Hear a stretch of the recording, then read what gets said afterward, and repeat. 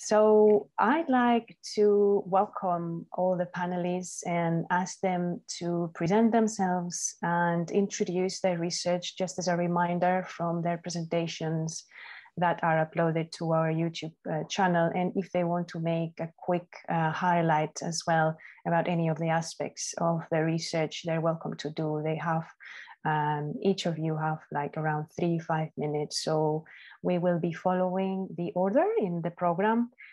We will be hearing from Jonathan Flower, from Malaki Buck, from Luke Blazurczewski, and also from Paolo Bozzuto and Emma Misale. So up to you, Jonathan, if you want to start first. Thank you, Esther, and good morning, everyone. I'm Jonathan Flower. I'm a researcher and, like I expect everyone here, a cyclist at the Centre of Transport and Society at the University of West of England here in Bristol.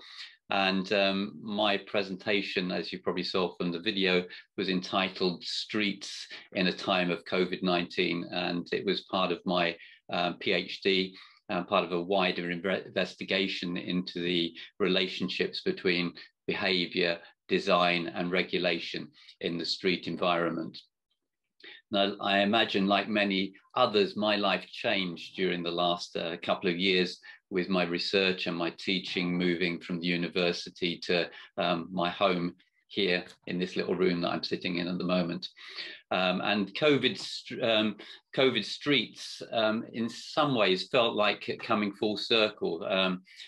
I found from my interviews with participants, it was for some people the first time in their lifetimes that they'd experienced streets that were no longer dominated by cars for more than a weekend or a bank holiday.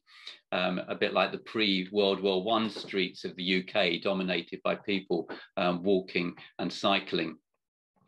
And if you've seen the videos from each of the presentations, you've probably noted some links between the presentations in this session with some similarities in the data and observations and conclusions. I particularly noted parallels with Malachi's work on social practice theory with my own.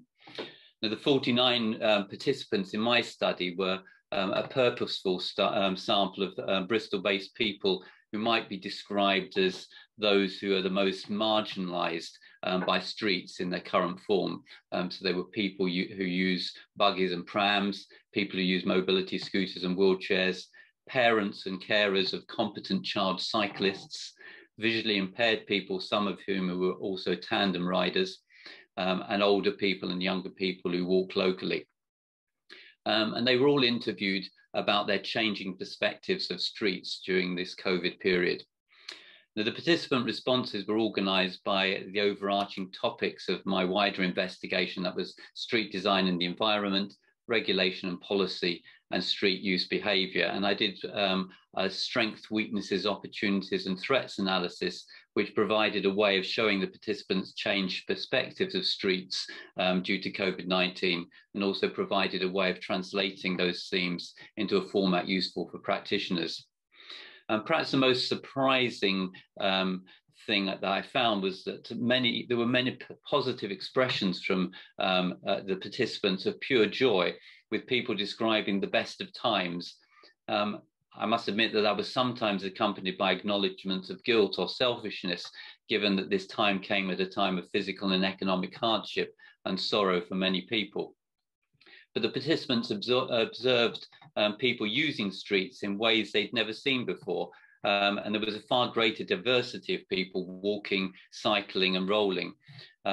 Whole families were seen cycling in the carriageway, and parents were not afraid to allow a 3-year-old to cycle down the centre of the road.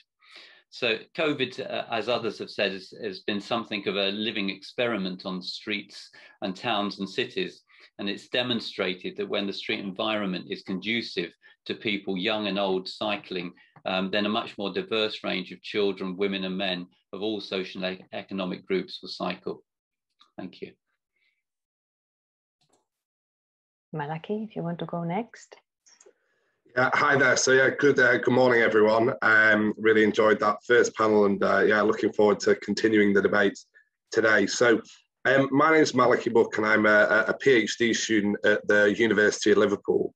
My research is quite mixed, and it's looking into the kind of behavioural aspects of kind of planning policy, and kind of part of the work is also looking at mobility and at cycling. And I kind of took, I suppose, what I see kind of as the natural opportunity of kind of COVID-19 and all the disruption that this caused, and to understand how this impacted upon cycling. So I interviewed a whole range of people, cyclists. Some were completely new to cycling, others kind of returning, and others were kind of very experienced. And I kind of observed through my research that really it's when reflecting back, the kind of particularly the first few months of the lockdown, the data shows there was a huge amount more people cycling, and I'm sure many of us observed, whether you're in England or in other countries, this kind of a greater mixture of people, as Jonathan was just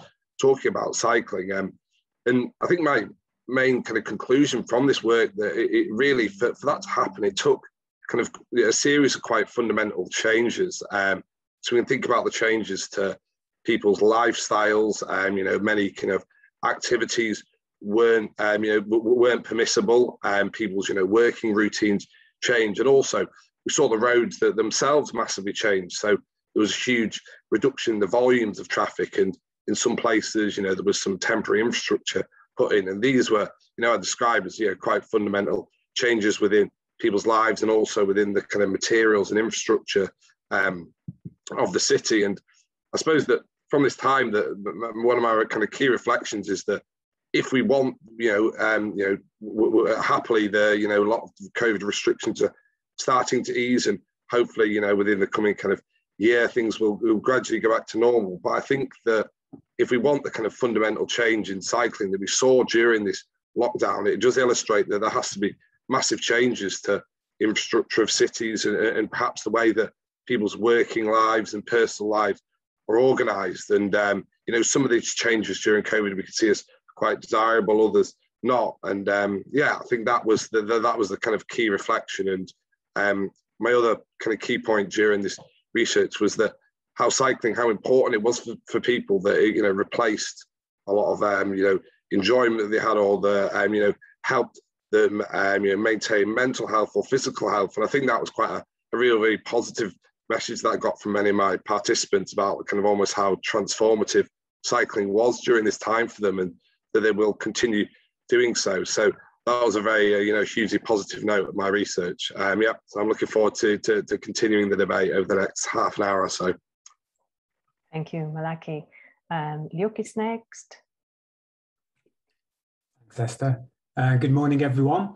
My name's Luke Wojciechowski, and I work alongside Graham at the University of Salford. We are part of a research group called Healthy Active Cities, and what we're sort of particularly interested in as researchers is looking at active travel, sustainable transport, particularly in cities, and ultimately looking at how we can make cities more sustainable, more healthy, more safe places for people to move around. The reason why I'm on this panel today, though, is to talk about electric cargo bikes and their growing potential, particularly in the UK at the moment. I suppose following on naturally from what Jonathan and Malaki were saying about their research, is that last year during the first lockdown we had in the UK, we noticed cars almost disappear from our streets. City centres became much quieter spaces. They became much different kinds of spaces for people to move around outside of using automobile transport. They became very different. And as Malaki sort of referenced as well, we did see a surge in cycling during that time. What we also saw in Manchester was a surge in electric cargo bike use. And we put together this study at the beginning of last year, just before the lockdown. And then when the lockdown happened, we thought, oh, okay, this is going to be quite challenging, this project, because how do you do research on transport when everyone's stuck in their house and no one's moving around. We thought it could be quite a creative study, but what we actually found in the context of e-cargo bikes is that we saw them bloom as a mode of transport, particularly as a mode of freight-based transport in urban centres around Manchester and elsewhere in the UK.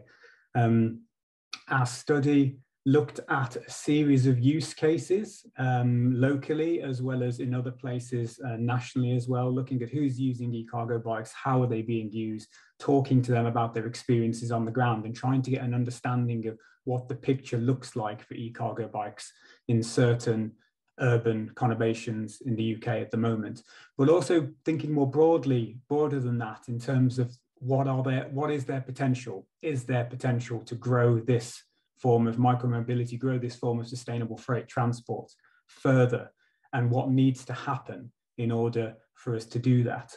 And when we were talking to people, you know, some of the common things came up were about feelings of safety within traffic, infrastructure, some of the similar discussions that we have when we look at encouraging cycling numbers. But some of the other things that came up during the discussion was the sort of real niche case potential for businesses, and what is the offer e-cargo bikes brings them when compared to either traditional fossil fuel freight, such as vans, light commercial goods vehicles, things like that, or even electric vans when thinking about alternative sustainable modes, and where e-cargo bikes fit within this sort of broader potential fleet for businesses when they're considering sustainable transport.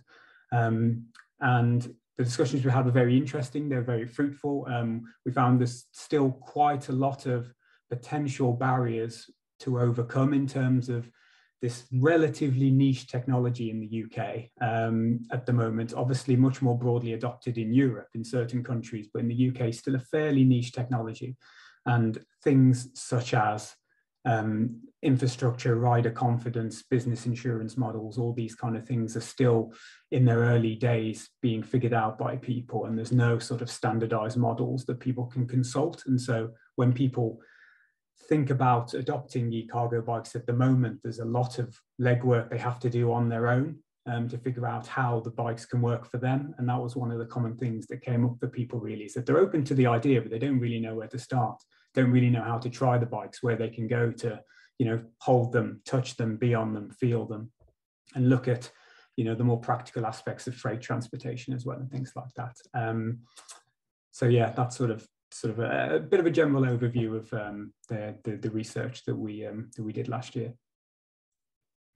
Thanks so much, Luke. And continuing with psychologistics, I'd like to hear from Paolo and Emma in your 5 minutes. If you want to both speak, that would be lovely to hear you. Yeah, I'll be very quick. My name is Paolo Bozzuto. I'm a senior researcher and professor at Politecnico di Milano, Department of Architecture and Urban Studies.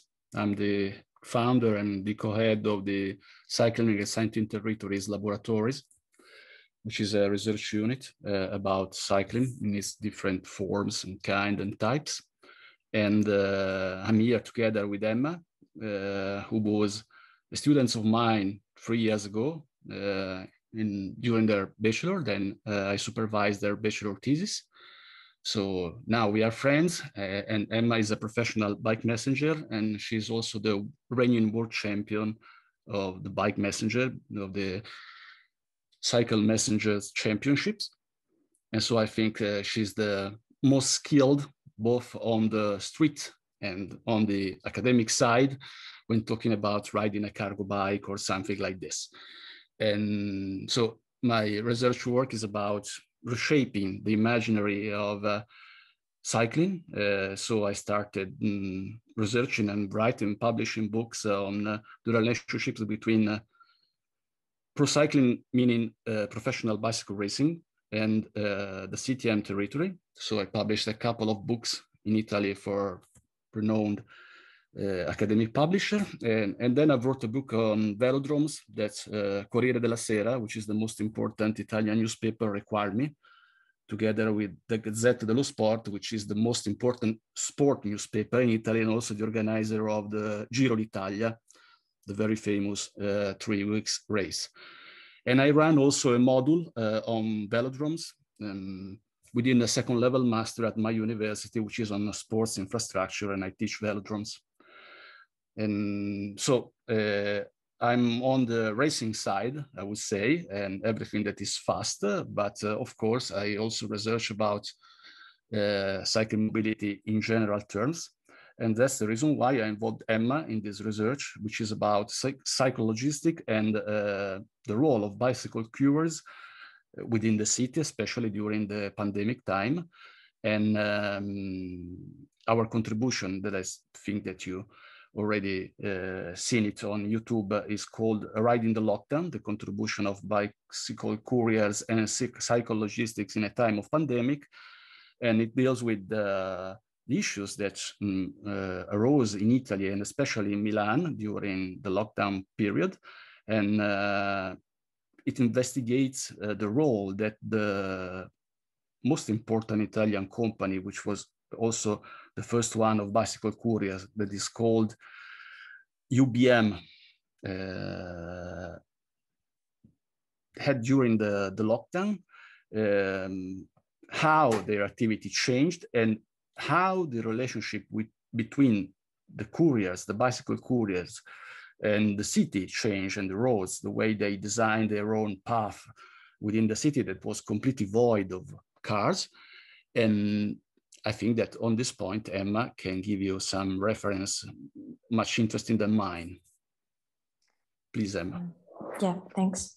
I'll be also quick because you've said a lot already. As you said, I've worked for 4 years in Milan while studying urban planning at a bachelor program at Politecnico. And I graduated right before the lockdown measurements hit the city of Milan in February 2020. But now I'm based in Copenhagen, working still as a bike messenger and head of marketing for Bøexpressen, which is the only fully bike career-based company in Denmark. I've been working in the last years on different projects, especially regarding cycle logistics and the potential of bike messengers in general, as we said, both as a tool of analysis of the urban space, but also as a tank of knowledge in terms of planning more bike-friendly infrastructure. Paolo has been a great resource, an inspiration during these past years.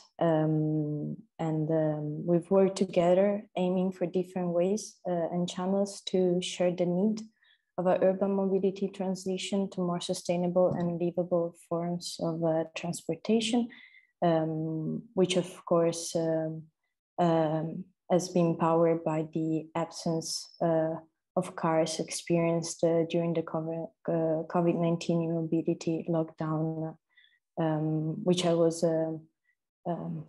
let's say, lucky to feel in first person on the street, along with my other colleagues working as bike messenger, from which comes the other big supports. Not only in terms of precursors of a better way to handle private inner urban areas, as I was saying, like representing a huge potential. I'd like to say like sponges, so being able to assimilate transformations in terms of space perspectives, uses and practices of the city as an organism in motion.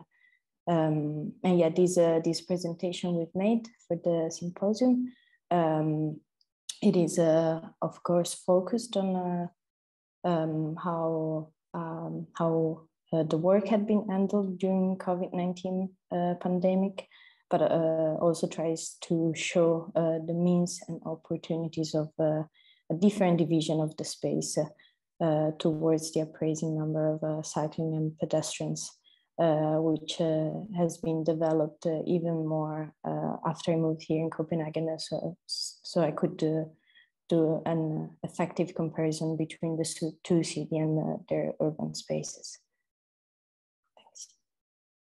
Thank you, everyone. Fascinating research, all of you, and all of us observing these changes and these transformations that Emma was mentioning at the end. The chat is already boiling with questions, and I would really like to give the opportunity to people to voice them. So, Peter, if you could repeat your question for our panelists, for Jonathan in this case.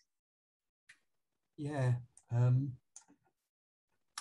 it was just, you made a comment right at the beginning of the presentation on the kind of the contraction of space to that which you can get to under your own power, as kind of, that was the lockdown space. And I wondered whether you'd kind of thought of that in connection with those working with various physical and, or visual impairments, for whom that is the corral that they work in automatically, because you know, they can only travel within their own space, or you know, or public transport, but primarily that's a limitation that large numbers of people already work with who don't drive, and whether there was any kind of thought connection between those two conceptualizations of space and locality. If that makes sense. Yeah, thanks, Peter. Yeah, certainly there are some parallels, but I think you mentioned public transport, and I think that the connection with public transport, that those people who don't typically drive or can't drive, the fact that they also use public transport, of course, that was taken away from people completely for a period, and still continues to be at a very low level. And some of those people that you referred to are still wary or avoiding public transport. So their lives have been changed, and in an ongoing way. So that is a difference between the two groups, if you like, those that traditionally haven't driven or can't drive, and these new people that for a period of time didn't drive. I think the other thing is that when I saw your question written, and you slightly elaborated on it now, I was thinking of those that have choice, and those that have no choice not to drive, and those that have no choice not to drive. I think one thing that sometimes happens is that they begin to accept the unacceptable dangers and intimidations that exist on streets, whereas the people I talked to who were newly discovering walking and cycling on streets during the time of COVID, mainly because of a big drop in the volume of traffic, or the absence of traffic, those people tend to not have this toleration for the intimidation and dangers that exist. And their threshold to tolerate these things is very, very low. And so as soon as the street environment stops being conducive to these active forms of getting around, they're not going to tolerate intimidation, they're not going to tolerate danger, and so they will rapidly go back to their using driving as their main mode. So I think that's a big difference. Yeah, thanks, Jonathan. Next, Ian, if you're comfortable voicing your question, it continues wondering about the modal shift. You around, Ian?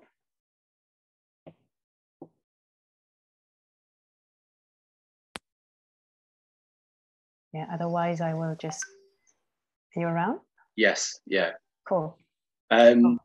Yeah, it was just an observation that obviously habit's quite strong in terms of modal choice, and whether everyone saw that, the changes in the pandemic as a missed opportunity not to develop modal shift, or whether it seems to be a catalyst with, the government and local councils changing their approach.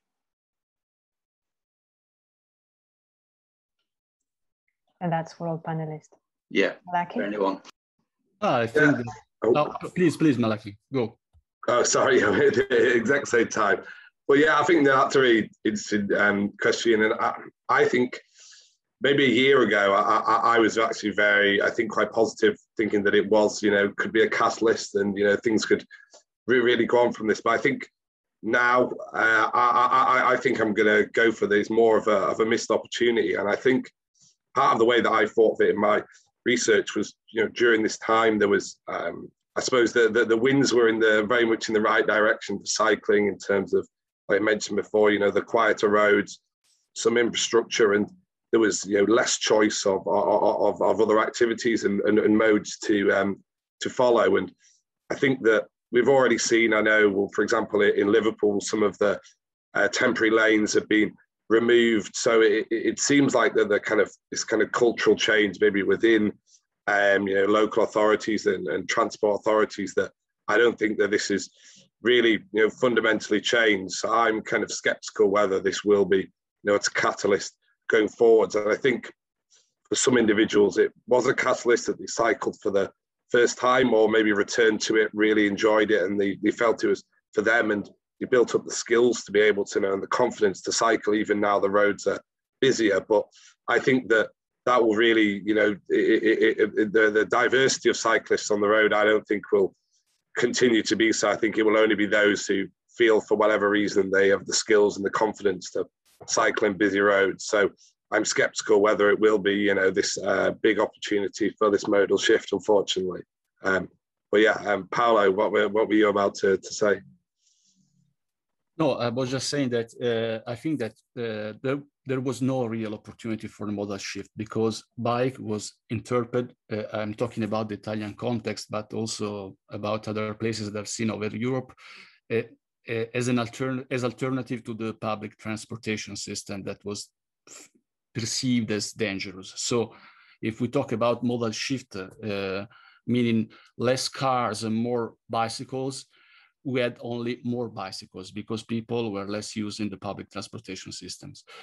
But it was important, talking about the experience that they had the opportunity to observe. It was important because it increased the number of cyclists on the road, on the streets. And so municipalities, mayors, politicians had the feeling that people needed more infrastructure for cycling. So I think it has been the kickoff of a new process for a new way of thinking the cycling infrastructures in those places where they are not so well developed as it is in Italy. The problem is, what is going to happen now when we go out, when we finally will be free from the pandemic? It will be business as usual again, or a real change will take place? That is the question, and that is the problem on which I'm working on together with Emma. And Emma, if you want to say something about the experience that you had with the new cycling lanes in Milan when working, I think this is a good topic for you. Yeah, I think, I would also be on the side of missed opportunity for mass modal shift in terms of at least a social and cultural outcome. But yeah, talking about infrastructure, for the apps of the cars on the street made operational wise the work of making especially pop-up cycling infrastructure way easier. But then after the lockdown, I can definitely experience a big conflict, both in terms of uses of these new infrastructures and in terms of perspective of them. But yeah, the number of cyclists in Milan has increased, also along some thanks to some incentives that the municipality itself put out during that time. But yeah, there's still definitely a gap in between the different users of the space. That's what I can say. Yeah, thank you. Really interesting discussions. Next, Ida is, oh yeah, I can see in the chat, she's also posing a question for Emma as well. Yeah, Luke and Paolo. Ida, if you want to voice it out. I was also wondering about that actually, yes. You can unmute yourself, hopefully. Yes, I'm here now. Yes. Can you hear me now? Okay, good. Yeah, well, sorry, Emma. I was so keen to ask the question that I put it to Luke and Paolo first. I'm very interested in how your experiences with cargo bicycles, but also with in terms of space, but also the contribution of couriers and cyclologistics you have investigated, which is not perhaps not just space, but also speed, has triggered any debate about how traditional cycle provisions like cycle path do not always cater for a lot of different speeds and spaces like cargo bikes. So it's just a reflective question. Have you considered that at all? May I answer? Or Luke, do you want to? Yes, please. No, go ahead, Paolo, and I'll follow up. Okay, now just to say that this is a very important question. It's topic, I think it's one of the most important contribution in the very last book by Justin Spinney, which is Understanding Urban Cycling. And I think that is going to be discussed tomorrow or something like this. But this topic on how we must work for a more inclusive cycling mobility, thinking not only about adult people using a traditional bike, but also different kind of bikes, meaning the different types of cargo bikes used by bicycle couriers, but also all the other vehicles, pedal vehicles used by people for many different reasons. Think about people with physical disabilities, people with N-bikes. Did you try to go with the N-bike on a typical cycle lane? It's almost impossible. So I think this is a very important question. It is a very important topic. We need to think about a more inclusive and anti-fragile cycling mobility for the future. And we don't have to think only about traditional bikes and traditional cyclists, but we have to shift to another level, to think differently. And it all starts when thinking about space and how infrastructures are designed. That's my point. Very interesting question. Thank you very much. Yeah, I'll just pick up from Paolo on that one and say, yeah, I think this question of size is really important. Just to take us back to the previous question that Ian asked about whether or not I think it's been a missed opportunity or a catalyst for change. I'll be difficult and say, actually, I sort of think that I'll take a different point of view and say, I think it has been a bit of a catalyst, at least from what we've seen from our research. Now, of course, it really depends on how big you define catalyst. You know, we're not talking about modal shift necessarily or large scale modal shift, but from our research, there was definitely businesses that had adopted the use of e-cargo bikes, or started using e-cargo bikes as a direct result of the shock to the system that COVID-19 brought about in the early days. And these businesses and these organizations have continued to grow their models and their fleet of e-cargo bikes off the back of the success of their services that they've been offering over the last year. So I think we have seen some positive signs. I mean, I do agree with the panel that we still have we have a long way to go.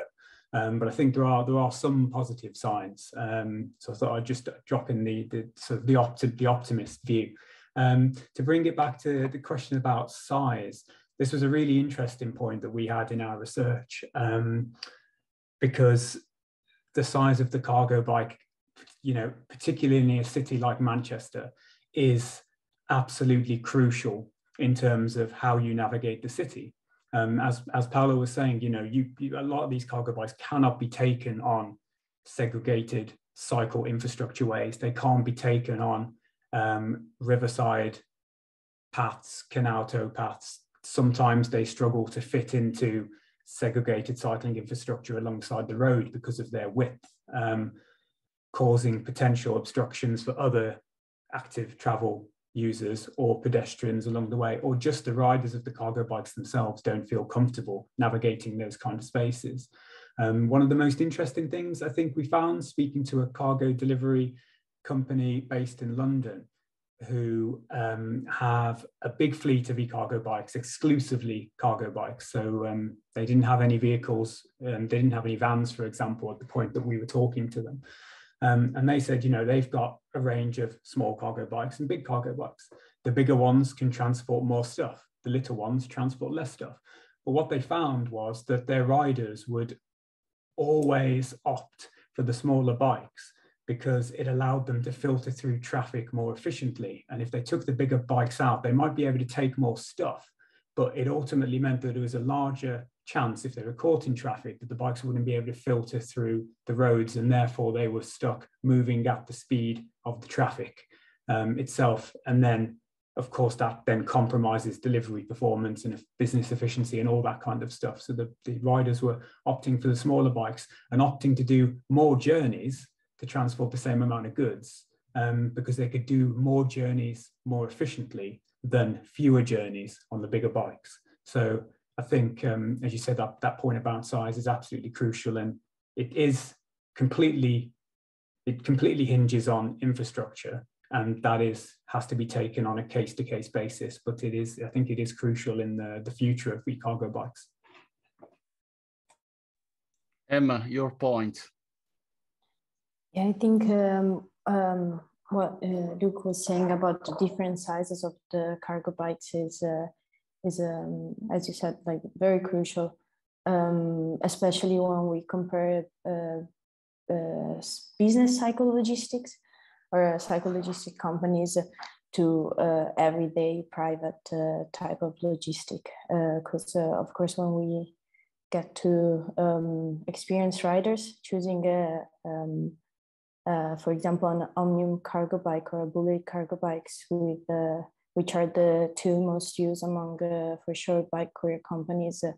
Those are way more similar to a normal bike, and they can fit the traffic if we're talking about a city with the few infrastructure for bikes as Milan, and they can easily overcome the rest of the population if we're talking about a most advanced privileged city like Copenhagen. But yeah, when it comes to private logistics, so like handling normal duties with the bike instead of a car, for sure the size of a cargo bike can become a problem in a very congested cities, and that's, I think, it's also the thing that prevent people to bring their kids to school with a Christiania bike or with a cargo bike, because they would get stuck in traffic at the same time, in the same way. But yeah, breathing the pollution or anyway being in a less safe condition. Because I think also Luke was saying the comparison between the strength of a car and the strength of a cargo bike in the same space. So yeah, it is a big topic, and there are many users and populations that needs to be taken into account when planning infrastructures and spaces. Thank you for the question. Thank you. Yeah, thank you. I'm hoping we can finally move out of the default cycle planning argument of taking the least space from cars that makes many cycle lanes very narrow. At least I'm coming from Barcelona. That's the problem we have there with cargo bikes that you've also pointed out in your presentations, the difficulty of accessing this infrastructure. Luke, did you raise your hand? Yeah, I just wanted to add one extra point as well, because we talked a little bit about navigating space and how the sort of area that we've lived in and moved around over the last 1.5 years has changed substantially on both sides of that spectrum. The one thing I think that's particularly important to mention about electric cargo bikes is also that e-mobility. Cargo bikes have traditionally been thought of as last mile solutions for congested urban spaces, and that is definitely one of the things they can offer. But one of the case studies we were talking to as part of our research are actually based out in rural areas, not congested urban spaces whatsoever, you know, and these people were using the electric cargo bikes to travel further distances up steeper terrain to more remote locations, such as farms and things that weren't able to get deliveries during lockdown from sort of more traditional delivery-based companies. And so again, that's the way the electric mobility works within these bikes is sort of changing the offer that they can give people as well. And I think that sort of change, you know, that will eventually lead to us thinking differently about how these bikes can work for us as well. Yeah, thank you. I think we had a raised hand from Einar. Would you like to voice a question, Einar? Yes, hello. Thank you for letting me come in on board there. It is so that, for example, during the pandemic, Berlin put in the law that everything has to be changed around to pedestrians. So that's why there's a positive impact. So everything had to be measured by pedestrians, and they were putting in like wardens who are going to negotiate between the council and between the citizens. So that is a quite interesting point. How they're going to change Berlin now. So if it's all going to happen. So in that moment, there's a new example of a cities created by citizens. So that's going to be, because more or less then, because everything until now has been built around cars. The traffic light settings has been set for cars, but now it's going to be the other way around. Now it's going to happen that the traffic light settings is going to be for pedestrians.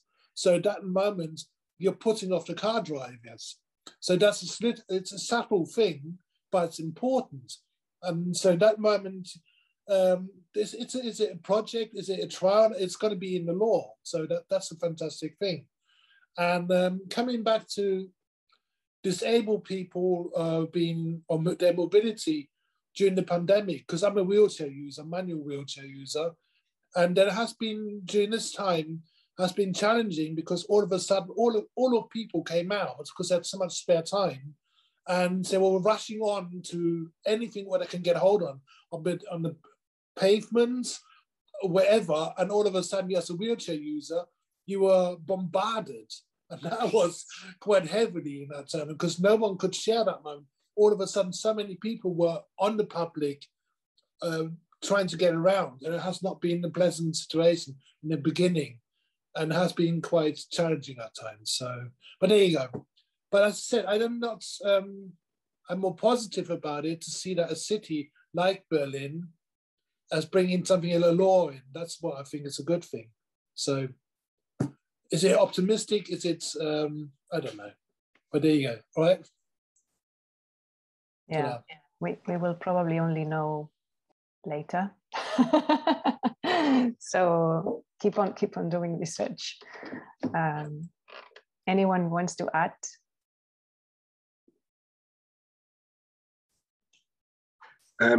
Yeah, like something that was quite interesting in my research, I spoke to a couple of hand cyclist users, and they were saying that, you know, often these temporary road closures were like a huge thing for them. And there was one who I spoke to actually just started hand cycling during pandemic, and the ability to kind of, you know, build up the skills on an actual road that was shut to kind of start themselves off was really, really vital. And they were kind of encouraging me during the interview, well, that they're not cycle lanes, you know, call them mobility lanes, because it enables, you know, so many different types of cycle users to, you know, to be on the road. And they were also, you know, like, and they just said that there was this flip side, that, you know, spaces where they were able to go, they weren't able to do so because it was so busy. And, you know, in many places there's quite a limited amount of this kind of open public space for people to be in. And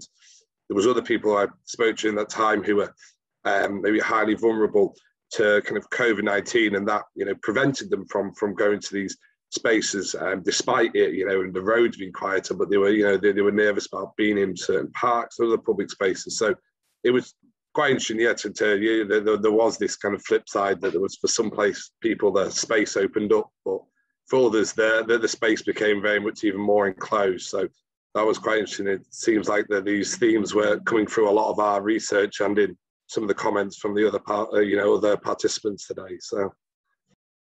Yeah, definitely. Thanks for that reflection.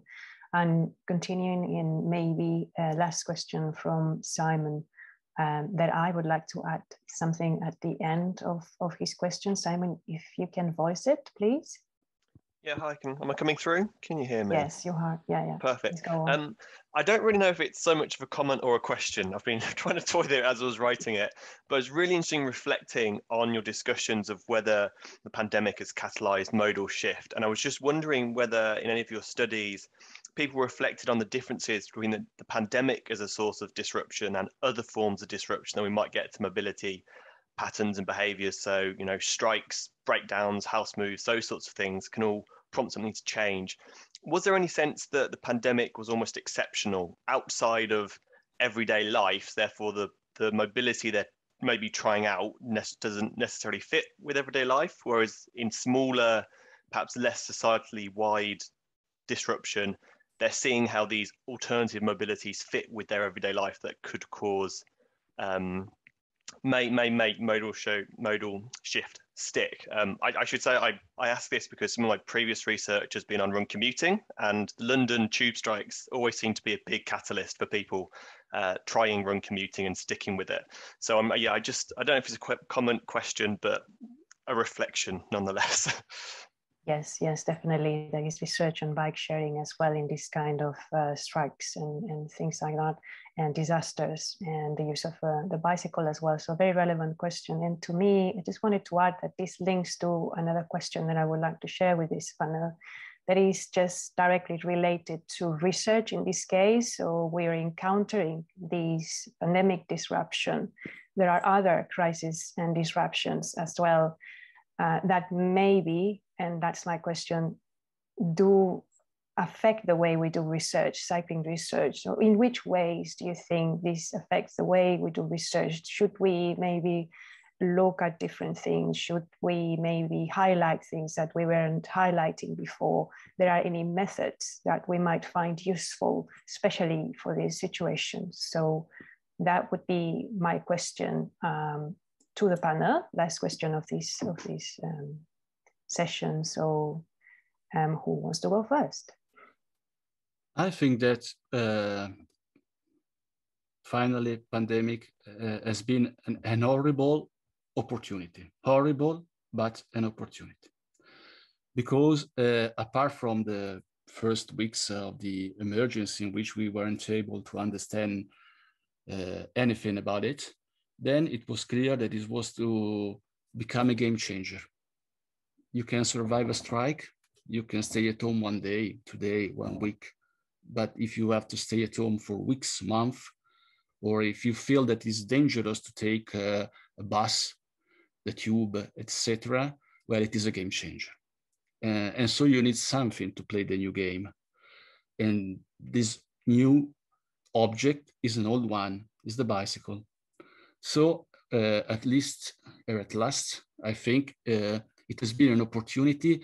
And the problem is, as already said, how we are coming out from the pandemic, if we are coming out, and if we are really able to use what we learned and what people experienced for the future, or if we are coming back to the business as usual, to the old way of traveling, old way of moving. And that's the point, according to me. And I personally, I don't have an answer, because I see and I feel different things, different trends. And so I'm a little scared that most of people want to come back just like we were before the pandemic, without learning anything, without understanding anything. And it's a problem, according to me. And in some way, we have to operate, to work, to put into action what we have learned, and what people learn, because we are few, but people are many. People are the ones that really experience the role of bicycle during this difficult time.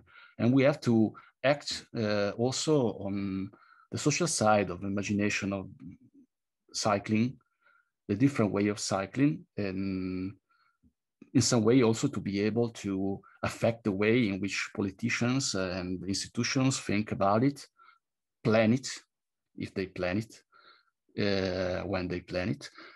And so it's our challenge, for our real challenge for the future. It's something that we owe to ourselves, but it's a sort of mission that we have to give to ourselves. That's the point, according to me, in very few words. Thank you very much. Definitely, I agree with that mission. Who wants to add those multiple questions? Jonathan? Yeah, just responding to your question, Esther, about methods. I suppose in some ways the methods that I engaged with were nothing new. They were the same methods of semi-structured interviews with individuals. I suppose the thing that changed was that they were all done remotely. They would have been done face to face, which ended up meaning that the group of people I was talking to were almost diametrically opposed to each other. So I had the people that were getting out into streets in different ways and feeling comfortable to do that. But I also had at the other end of the spectrum people who were in that category that in the UK we describe as shielding. They had underlying health issues, and their lives were a bit, as Paolo mentioned, they were completely curtailed during this period.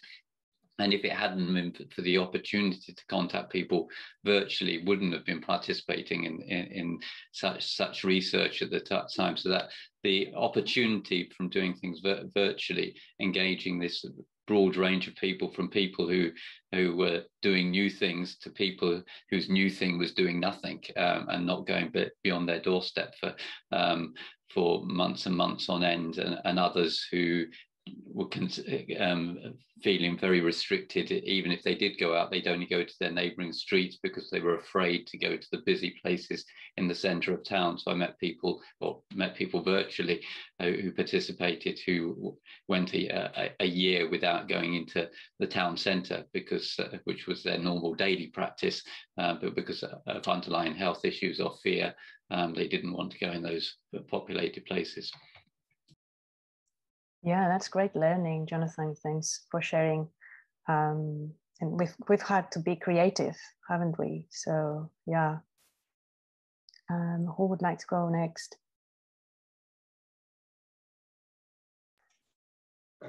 Yeah, just to add very briefly to Jonathan, and maybe many of us who are researchers, that actually it was I found the opportunity to be able to conduct research and speak to lots of different people about their experience, kind of, I suppose, personally was very positive mentally myself. And, I hope that also the people that I spoke to, that having these, quite in-depth discussions about their, experience and feelings through different parts of the pandemic and kind of accessing this through cycling was really, really interesting. And, some of the people that I spoke to is really, really quite, inspiring about how cycling, how much that they personally gain from this in many different ways. And I think that it gave me continuing motivation to continue on doing cycling research, and both kind of academically and in other ways. So that was a very uplifting and positive experience, especially during some of the times where it was very, very sad and gloomy, the situation. So